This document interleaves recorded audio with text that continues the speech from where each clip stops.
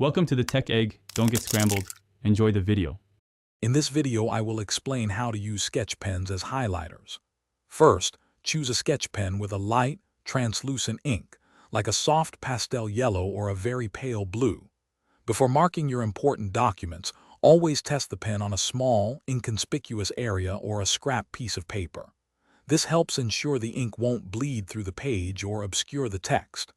Aim for a consistent, smooth stroke to highlight your key information effectively.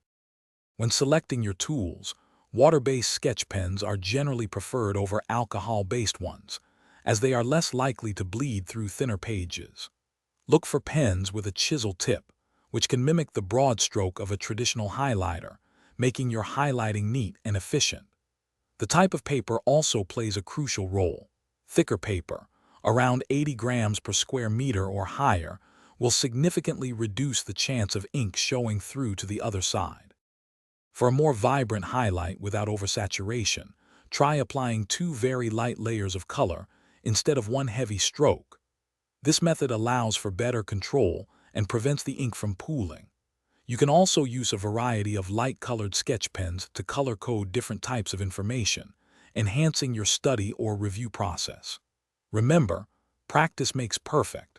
Try these techniques on some old notes or a newspaper before tackling your most important texts. To ensure your sketch pens last a long time and perform optimally, proper care is essential. Always recap your pens tightly immediately after use to prevent the ink from drying out, which can render them unusable.